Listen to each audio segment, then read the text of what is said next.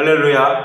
오늘도 말씀으로 하루를 시작하는 청함의 성도님들을 주님의 이름으로 사랑하고 축복합니다. 그리스도인의 삶에는 일정한 책임이 있는데 그 책임을 다하기를 원합니다. 그리스도인 각 한 사람의 삶은 믿지 않는 사람들이 보기에 교회 전체를 보는 것이고 동시에 복음을 들여다보는 창문과도 같습니다. 그래서 우리가 어떻게 처신하느냐에 따라 복음 사역에 지대한 영향을 미칩니다. 바울이 그리스도인이 어떻게 신앙생활해야 하는지를 가르쳐주는 오늘 본문을 통해 우리에게 주는 영적 교훈에는 어떤 것이 있는지 살펴보기를 원합니다. 2절입니다. 기도를 계속하고 기도에 감사함으로 깨어 있으라 하는 것입니다. 서신의 본론을 시작할 때 바울은 자신이 골로새 교회를 위해 기도하고 있다고 일렀습니다. 이제 마무리하는 자리에서 골로새 교회도 기도해야 한다고 권면하고 있습니다. 하나님을 기쁘시게 하는 삶, 바른 삶의 기초가 되는 것은 무엇일까요? 하나님과의 관계에서 이루어지는 삶이 바른 삶의 기초일 것입니다. 하나님과의 관계 회복에 있어서 기도가 중요할 텐데요. 그래서 기도한다로 시작해서 기도해라로 끝나는 이 골로새서 말씀을 준비하면서 개인적으로 저에게 더욱더 기도가 필요하다라는 것을 생각해 주었습니다. 기도를 계속한다라는 뜻을 살펴보면 흔들림 없이 끈기 있게 지속적이고도 열심히 한다라는 의미를 가지고 있습니다. 어떤 형식적 반복적으로 기도하는 것이 아닌 매 순간마다 뜨거운 기도를 드림으로써 기도가 삶의 일부분이 되도록 하여야 한다는 것입니다. 기도는 주님과의 깊은 교제입니다. 존 웨슬리 목사는 이렇게 얘기합니다. 기도는 이미 여러분이 구하는 것 이상으로 항상 채워주시는 하나님을 움직이기 위한 것이 아니라 여러분 자신을 움직여서 하나님께서 여러분을 위해 준비해 놓으신 그 좋은 것들을 받을 수 있도록 하기 위한 것입니다. 그렇습니다. 통로입니다. 하나님과 교통하는 기도는 우리에게 유익이 되었으면 되었지 무익한 경우는 하나도 없을 것입니다. 그런데도 우리의 모습을 보면 기도하지 못하고 다른 곳에 정신을 쏟기도 하며 수많은 선택의 기로와 문제에 부딪히면서도 기도하지 않고 내 뜻과 내 생각을 가지고 실행할 때가 있습니다.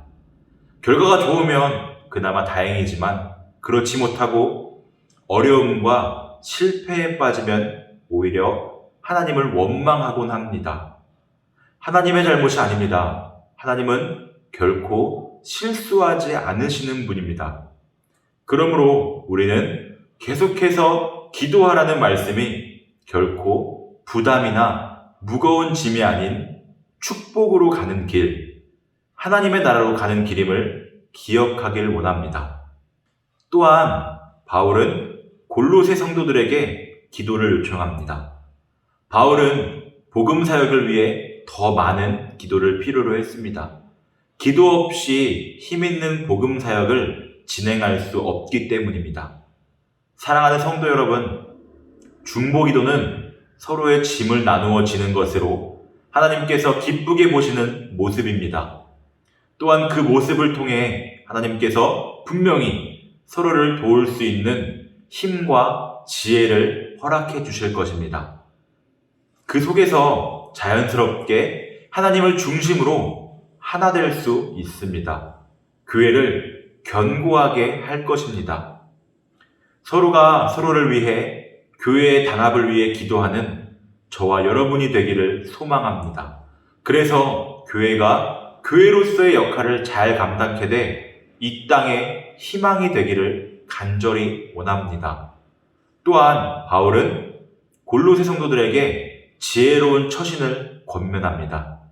교회는 믿지 않는 사람들을 대할 때도 당연히 마땅한 모습을 보여야 하는 것이지요.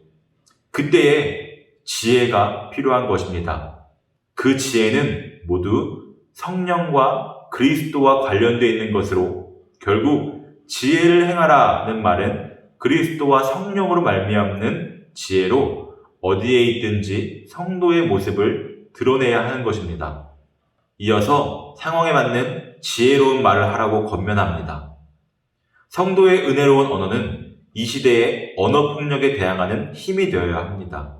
사람을 살리는 생명의 언어가 되어야 합니다. 이 모든 것은 하나님의 사랑 안에서만 가능하며 이것이야말로 세상을 살아가는 지혜일 것입니다.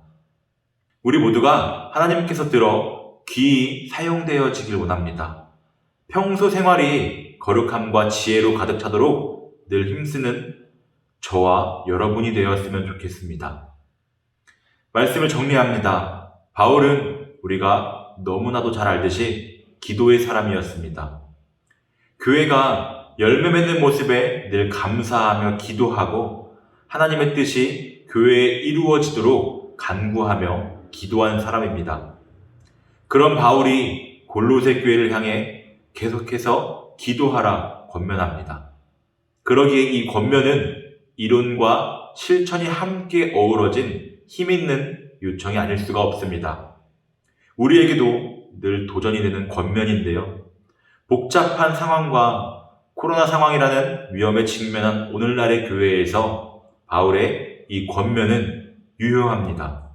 기도가 있어야 교회가 살아납니다. 또한 우리가 이 말씀을 기억하기를 원합니다.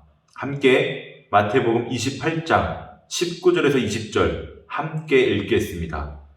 그러므로 너희는 가서 모든 민족을 제자로 삼아 아버지와 아들과 성령의 이름으로 세례를 베풀고 내가 너희에게 분부한 모든 것을 가르쳐 지키게 하라. 볼지어다 내가 세상 끝날까지 너희와 항상 함께 있으리라 하시니라. 아멘. 우리는 복음 전도자들입니다. 삶으로 주님을 예배하며 삶으로 전도의 사명을 감당해야 합니다. 우리의 말에 은혜가 있어야 합니다.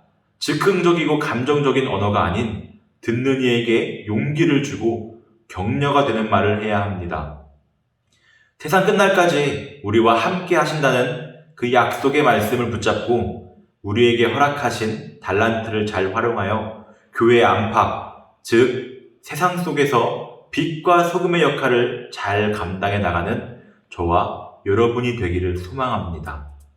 오늘도 허락하신 하루에 감사합니다 라는 주님을 향한 고백과 더불어 사랑에 넘치는 또한 섬김을 통하여 섬김의 기쁨이 무엇인지 알아가는 한 사람 한 사람 움직이는 교회가 되기를 축복합니다.